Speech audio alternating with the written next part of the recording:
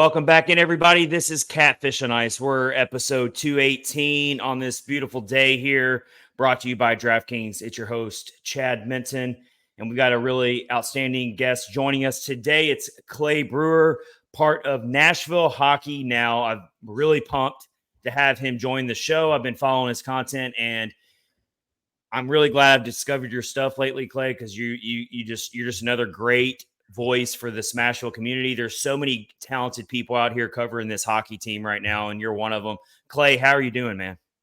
I appreciate it. Yeah, thanks so much for having me. It's kind of nice to have different perspectives within Nashville scene, because it might be known as more of a smaller market, but it's really great to join you today and kind of talk contracts and a little bit more.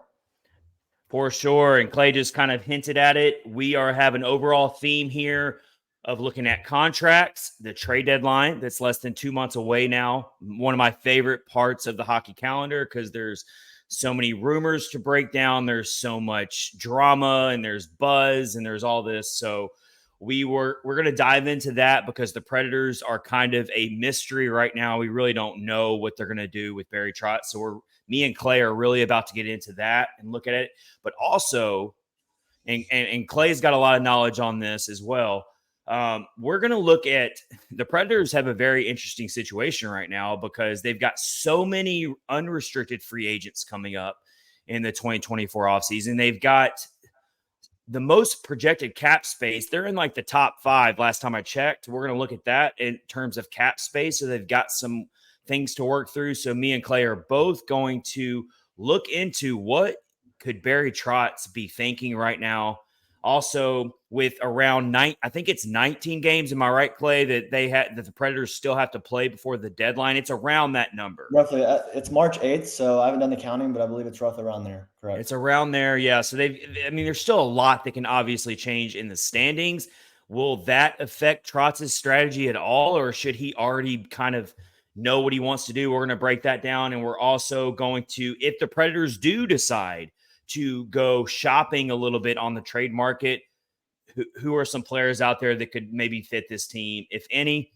So a lot to get into. But before we start this all off here, Clay, tell us how you got into covering the Predators. And because just like me, my story is that I have a degree in journalism, but honestly, I do this as a labor of love, and it's just a passion. So Clay, how did you get into covering the Predators? Also, I want to let everyone know this is how you can follow Clay and his work on X, and formerly known as Twitter. It's at Clay Brewer 10. Also follow Nashville Hockey Now at NSH Hockey Now. That's on X, formerly known as Twitter. Go follow their content. They do outstanding work, and it just goes to show you that the community is really growing that covers this outstanding Nashville Predators team. So yeah, Clay, tell us how you got into it. Yeah, well, first of all, I really appreciate the kind words you said there. We enjoy your work as well. It's nice to have a community, as I said before. But I'm a Nashville native, so born and raised. I was a season ticket holder growing up with my parents since '98. I played growing up. I played at the AAA level, so I was kind of one of the first few teams in the Southeast that kind of would travel to the Detroits, the Torontos, and things like that to kind of have a higher level of hockey in Nashville. So the Preds really brought that here, and I just fell in love with it. And then as I was growing older, I also have a passion for languages. So I speak Russian as well. And so with that hockey connection, I went to Jan Kaminsky's hockey camp in Atlanta every summer, and it's kind of tied those two passions together. And now I'm a practicing attorney in Nashville downtown, and it's nice to kind of bring that contract knowledge of what I do day to day. And then, like you said, it's more of like a labor of love of just covering the Preds. I've always followed them. I've always loved hockey across the board, all different angles, even the business of hockey. And so bringing kind of like my day job as well, then also my passion together to a team I grew up watching is really a blast. That's awesome, man. And as you can see, you're perfect for the theme of this segment we're doing today for episode 218, because we're about to look at some contracts here. We're about to look at all that stuff. That's a really cool story, man. Especially speaking Russian. I don't meet a lot. There's not many people you meet in your everyday life. Right. Me personally, I would love to have a 30-minute segment. It wouldn't be hockey related, just on learning to speak Russian, because that's just incredible in and of itself. But we're going to save that for maybe another time during the offseason when there's not a lot of hockey news going on, maybe. But let's get into it here. Catfish on Ice, episode 218, with our special guest, Clay Brewer of Nashville Hockey Now. And I want to start with this. So this just came out yesterday. Daily Faceoff, Frank Saravelli, one of the top insiders for the NHL, covers the NHL. They put out team by team what each team's trade deadline strategy could be according to them. And for the Predators, Clay, they have top objectives, stay the course, but they have them as sellers, though. And the big thing they're pinpointing here, Clay, and I want to get your thoughts on this, is the pending free agents that are coming up here in the offseason. Yakov Trenin, Tommy Novak, they're both unrestricted free agents. Of course, we know about Tyson Barrie and how we're trying to unload him. Just overall outlook from you, Clay. How do you see right now, if we asked Barry Trotz and he had to answer this, where do you think his mind is at right now looking at the trade deadline? Sure. Right now, I think Trotz is more staying the course because, as you said at the outset of the conversation, we don't really know who this team is. They've played some incredible hockey, but they've also had some stinkers at home where Saros got pulled and it's kind of lights out in the first period, 6-1 to Edmonton, 6-1 in John Hines' return. So the biggest question is, who is this team? And if you don't have a genuine identity, it's hard to make a strategy to fill gaps that you don't know exist or that you see exist now but might not exist in the future. So I think stay in the course and you're answering the calls to see what might be available, what contenders might be interested in certain players that you have, whether it's core players, whether it's maybe Kevin Lankinen to go to a contender for goaltending, something like that. And then, as you said, maybe the Tyson Barries who are asking for trades, maybe the Dante Fabros or the Alex Carriers. If you don't believe in one of those, you maybe shop them for some assets down the line. But other than one personal favorite player that I have that I think that the Preds should go after, I don't think they should really do much. They should maybe offload some players. As you said, there's a lot of UFAs. I think there's 9 just UFAs on the active roster. So who do you see in that vision? And I think the real competition comes this summer with like the Afanasyev, the Svechkovs, the Stasnys, the Delgazos, the Kemmels of the world. Are they ready for the next step? That's kind of what I would look at, because the Preds aren't, to be honest here, they're not a contender. So you don't need to treat this deadline as if you are. If you make the playoffs and make some great revenue, that's fantastic for the ownership, great for the fans and this new movement that's coming in with Trotz, Burnett, et cetera. But you don't want to break the bank or really do anything crazy without knowing who you are. I'm on board with you there, and that's what a lot of fans right now that I'm interacting with are afraid of, is that we don't know with Barry Trotz. He's never gone through a trade deadline, as we know, at least not as an acting GM. And so we don't really know what he has hinted and he's kind of nibbled at it a little bit. But, I mean, as we just said, there's still some games that have to be played. We don't know where the Predators are going to be at in the standings when that time comes, because this team is so unpredictable night in and night out. They lay a dud against the Ducks, and then they come out and go into just a back and forth battle and beat the Stars on the road. You just never know what you're going to get out of this team. And so with 19 or so games left before the deadline, we don't know where this team's going to be in the standings. But I'm with you, Clay, when it comes to this team cannot get overly zealous on the trade deadline market. My first thing I say reason with that is this isn't really an overly enticing trade market to begin with. There's not a player out there that I see that's just going to completely transform this team and suddenly make them a Stanley Cup contender. So you're hoping that Barry Trotz has the long game in mind. And I'm more worried about these pending free agents than I am the trade deadline. The first player that comes to mind for me, and I'm getting a lot of pushback on this, and I understand because he's a fan favorite, but it's Yakov Trenin for me. Where is the future plans for him? Because I think he's going to demand a really well-deserved pay raise. And so I want to break off and ask you about that player in particular, Clay. And what do you see happening with Yakov Trenin? He's the biggest unrestricted free agent that's a mystery to me right now. I really like Trenin. I think that he falls into an interesting category that neither fits into like a genuine Trotz of the coaching era system, and then neither a Burnett kind of high-flying speed offense that Burnett's trying to get into play. But I think he has a really nice niche if you can get him at the right price. So right now he's on his second year. He'll be a UFA, as you said, at $1.7 million. And 2 summers ago, that was decided by a neutral arbiter. So he was not acceptable to what the Preds wanted to offer him at the beginning. And so they actually went to arbitration, and that's how they got that 1.7 times 2 valuation. So if he maybe the 1.7 valuation is okay, or go a little bit lower for maybe some term, but if you get in the 2 or 2+ range, despite my love for the player and how I think he fits that gritty kind of style and can bring some offense at times, it might be time to part ways in that regard. But I'm with you. I would like to see him come back, but it really comes down to what happens with the other 8 unrestricted free agents, then the 2 or 3 restricted free agents, and then the free agents that are in Milwaukee that you might see coming up. What fans want to happen sooner rather than later, but Trotz likes to kind of marinate. So it'll be interesting kind of how that dichotomy plays out going into the summer.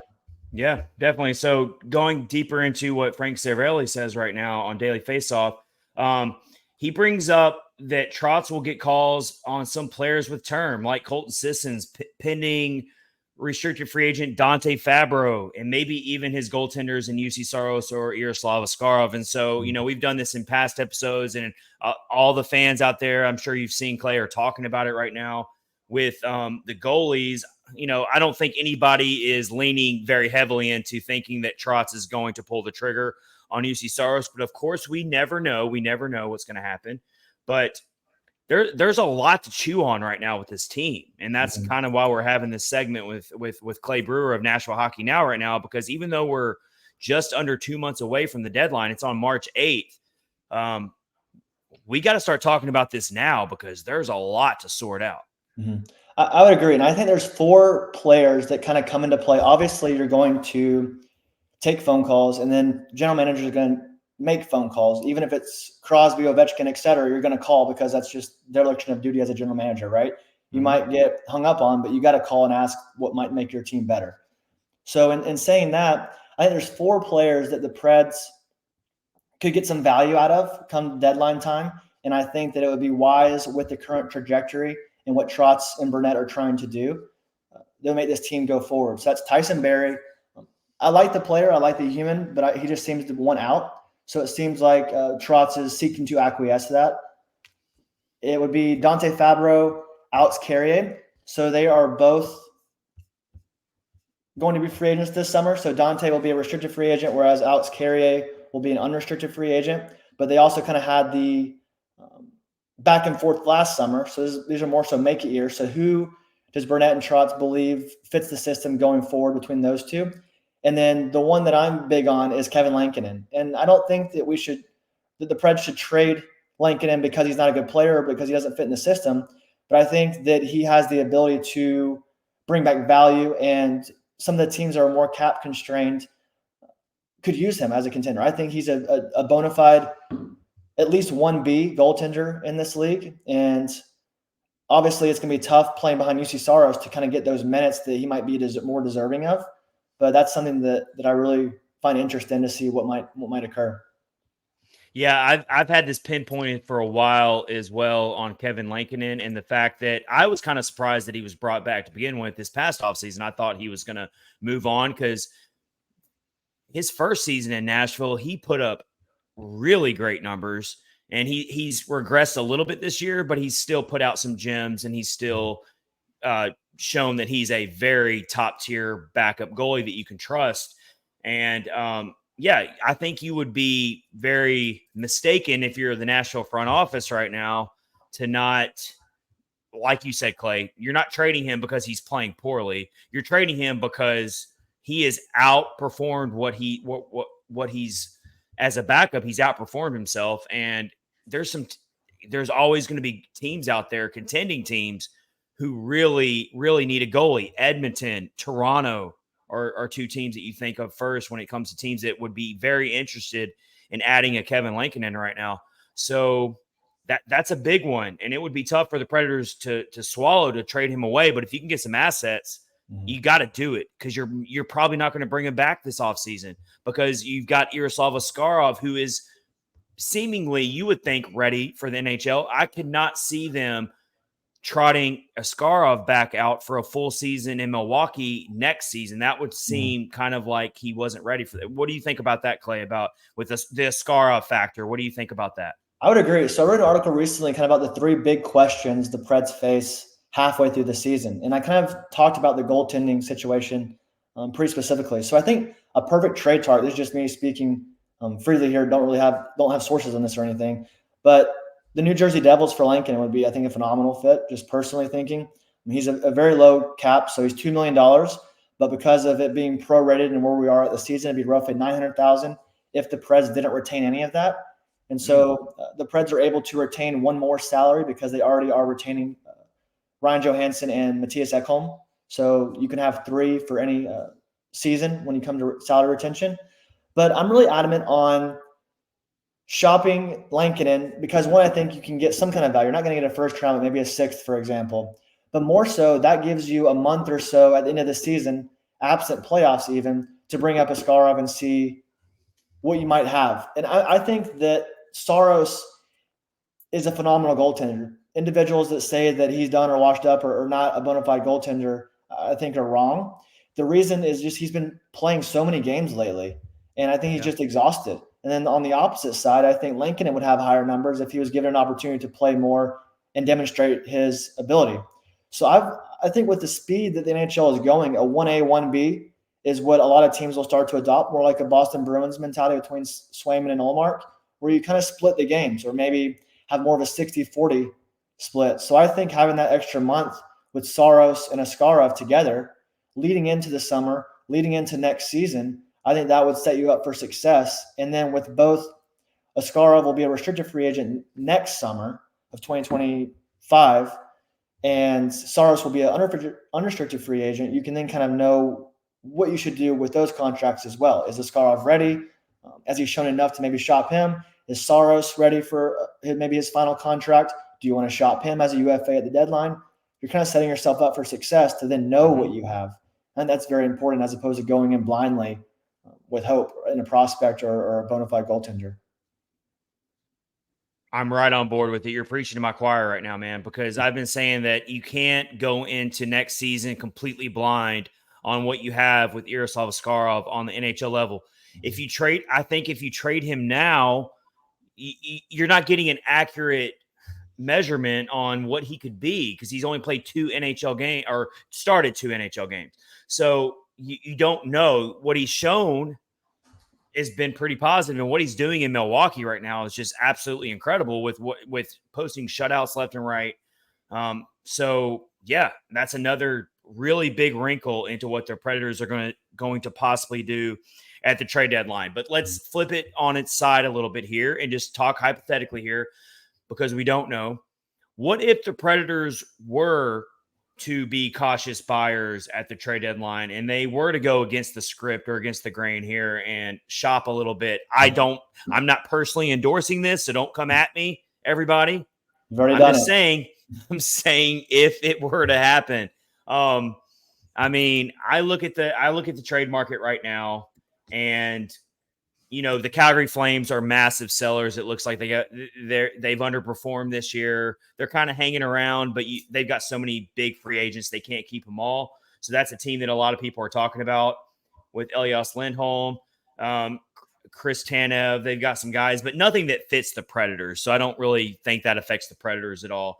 But I want to ask you, Clay, do you see we're being joined by Clay Brewer of Nashville Hockey Now. If you're just joining on YouTube or if you're just listening to the podcast just now, are there any guys, any trade deadline targets that are being mentioned right now that you think could maybe make sense for the Predators if they were to add somebody? I'm not sure if many people are really talking about it, but I would go very hard and not just call around on Andrei Kuzmenko of the Vancouver Canucks. He's 27, so a little bit older maybe than the core of the Predators coming up. But I think he is a genuine goal scorer, and that is a position that this Preds team desperately needs. Other than the first line, Nyquist, O'Reilly, Forsberg, and then some, Evangelistas kind of stepped up recently, and a few secondary scorers as well. They need a goal scorer. So I would go hard for Andrei Kuzmenko, especially because it doesn't seem like Rick Tocchet of Vancouver has been setting him a lot. I'm not sure if it's just more he's not playing the style. They don't really think there's a fit in that new system in Vancouver. He has a modified no trade clause, so he'd probably have to acquiesce to any trade unless the Predators are on his okay list. But his agent is Daniel Milstein, who also represents Afanasyev, Askarov, and Svechkov. So there is a bit of a rapport there between Trotz and Milstein. So that's who I would go for, though. I think the Preds need a goal scorer, and I would go hard for a goal scorer. Yeah, I mean, if they're going, if they feel like that's what they want to do, I think Trotz would recognize that this. If Trotz really wants to go all in and he wants to push for the playoffs. Now, I think this current team can make the playoffs without making any decisions at the trade deadline. They're good. They've clearly demonstrated that.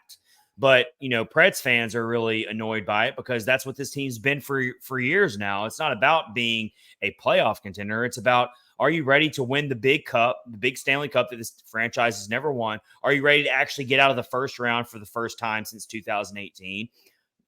Many fans don't think that's the case, and there's nothing on the trade deadline market that's going to change that without completely mortgaging your future, which nobody wants to see happen because that could just prolong this rebuild that this team has been pushing off for years now. So it makes it really difficult, but I do like that decision. If you're going to target anything, it should be pure goal scorers. They're kind of hoping that Denis Gurianov can rectify that a little bit. What if I'm going off on a little bit of a side off ramp here, Clay, but I apologize for that. But it kind of just, you kind of sparked my intrigue on this. With Gurianov being up here, what have you seen his play lately? Do you think that he has played well enough to stick around? Because you mentioned also go into his contract details a little bit on why he's not why he's waiver exempt under certain clauses with his explain that to the fans, because it went over my head as well, and you were so kind and corrected me on it, and I appreciated that because some of this stuff gets really complicated. So go into that a little bit, and do you think Gurianov could maybe help rectify some of these depth scoring needs that the Predators have right now? I think he's played really well, and I think that it's justified him staying on their current roster. So the Preds were going through about 40 games this season, a man down on what they ordinarily could carry. So they were carrying 22 players when you can have an active roster of 23. But he needs to get on the score sheet more, but I've seen a lot from him that makes me excited. So he had a lot of great chances against the Islanders. I mean, he had 2 games against the Stars, his former team, so that's kind of interesting as well. But if he can get on the score sheet, I think his character alone has really given him a shot, because it's not easy being a active roster NHL player for multiple years, being a touted individual out of the NHL draft, and then signing a contract in Nashville and being sent to Milwaukee before the season even starts. That's going to be a gut check to any man. I don't care how strong you are. And so to know that he has that mental resolve, it goes back to what Trotz and then the veterans of like the Luke Shins, Ryan O'Reilly's, Ryan McDonough's of the world have said that culture matters. And that really fits into that culture. If he can get on the score sheet, I think it would be really, really great for him. He's been playing, I believe, with Sissons and Trennan, right? Yeah. I believe that's right. And I've really liked the character kind of that entire line. It's a scorer, a grinder, and then just a guy in Sissons who does it all. And it kind of shows that Andrew Brunette is he's very open-minded right now to plugging players in, letting them prove themselves on the ice. He's done that all season with his lines, with his line combinations. It's not seniority rules all here. He's been very, very creative in the way he's done some of these line combinations. I mean, he put Gurianov on the second line, if I'm remembering correctly, in his debut for the Predators. He's putting shots on goal. He's making things happen. And when you think about a player like Gurianov in his position right now, a lot of people have given up on his NHL career after being a top 10 pick. But the guy's hungry. He's playing hard. And I loved, Clay, how you just brought up that he started off in Milwaukee. You want to talk about having the utmost respect for a player who puts his ego aside. He might not want to be in Milwaukee, he was probably very dejected to not make the roster out of training camp. I was surprised personally when he didn't make the roster, but he kept plugging away. He kept battling. He kept grinding. That's what impresses coaches. That's what impressed Andrew Burnett. I can promise you that. And as we just mentioned, he's going to be a restricted free agent as well, or an unrestricted free agent this offseason. So, common theme with a lot of these free agents, it's a prove it year right now. So a lot of these players playing for the Predators right now they're playing because they want to make the playoffs. They want to win. They want to win the ultimate prize this year, but they're also secondarily, they're playing for a contract right now. That's just the way it goes. And there's a lot of players on this Predators team who are playing for contracts. So we're going to get you out of here with this. We've been joined by Clay Brewer of Nashville Hockey Now with this final question that I'm going to ask Clay. I'm going to give you two. You can pick two here because there's so many free agents. I'll let you pick two. Who are your top two pending free agents that are priorities that the Predators need to re-sign? You don't want to see them traded. They need to be re-signed. I'll give you my answer first, and then I'll see what you say. For me personally, it's Tommy Novak and it's Alexander Carrier. Those are my top two. I'll give you this, and then I'll see what you say, Clay. And you can push back on me if you disagree with me. But when it comes to Tommy Novak, I think it's pretty obvious. I think a lot of people are going to be in agreement there. Tommy Novak has completely outperformed his expectations. He wasn't a big prospect coming up, and all he needs is a little consistency. He was out of the lineup with injury for a little bit, and he's overcome. He's still putting up nearly a point per game pace. He's a little behind his pace right now, but that's okay. You got to get him re-signed. If that's got to be one of your top priorities, you got to keep him in Nashville. And then I'm a big believer in Alexander Carrier. He's had some defensive lapses here and there, but I think the whole defense has had, up to Roman Josi, has had defensive lapses this year. So I'm not going to hold that against him too much.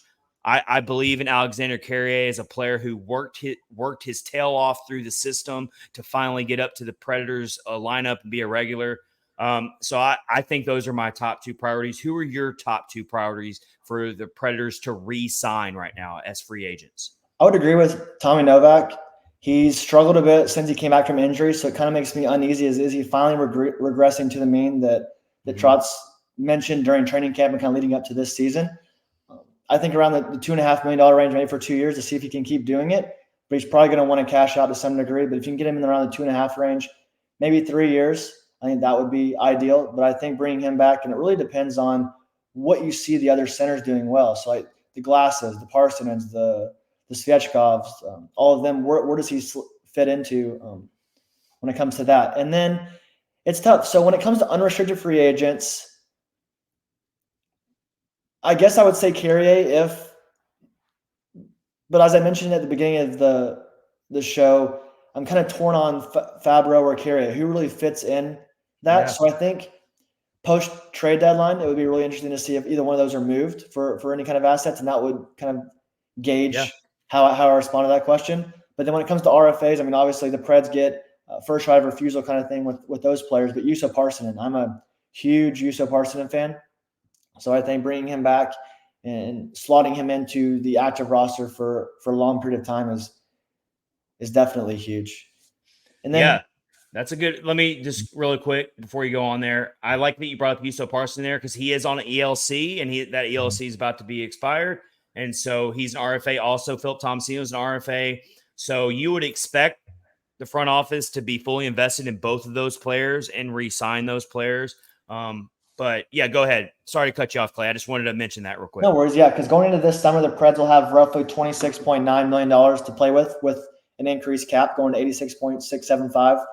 But it's going to be interesting because the Duchesne buyout goes up $3 million this year, and then you're still paying Kyle Turris's buyout, kind of thing like that. So it's small things that are kind of adding up that takes away money out of your pocket.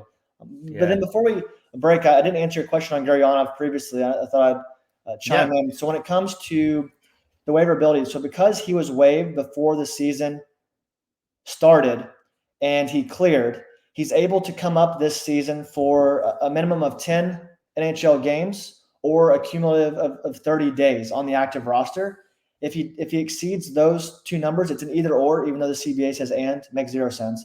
But he's then has to go back through waivers. And I believe he'll be on game 5 come Thursday. I believe it'll be game 5.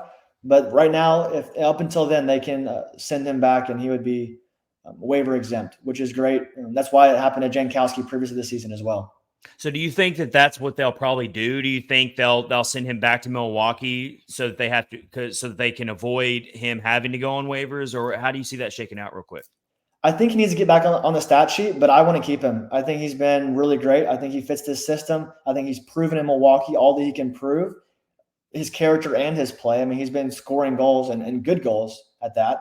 I think he knows what it takes to get back in the league. And so, not to kind of throw a wrench in your question, but no, you're I fine. think we'll see some interesting moves going forward. So does a current Admiral come up? Do we see a Cody Glass wave? Do we see a Kiefer Sherwood wave? I think those are the bigger questions that should be answered, because the current roster seems to be kind of stabilized with some common names being in the healthy scratch category each night. Yeah, definitely. And it really comes down to, you can't keep everybody. It's a pretty common slogan that people say all the time. You know, just because a player gets waived doesn't mean that player wasn't good, or that they're a bad player, or that they won't find a better landing spot somewhere else. It's just the nature of the beast. You can't keep everybody you want to keep. And it seems pretty inevitable that the Predators are going to lose some players they don't want to lose. I look at Kiefer Sherwood as a prime example. That might be a player that you don't want to lose, but you just can't keep that player. There's not room to play them on the There are tweeners, like they're good enough to be on the NHL level, but are they good enough to justify them taking a roster spot away from another player? Right.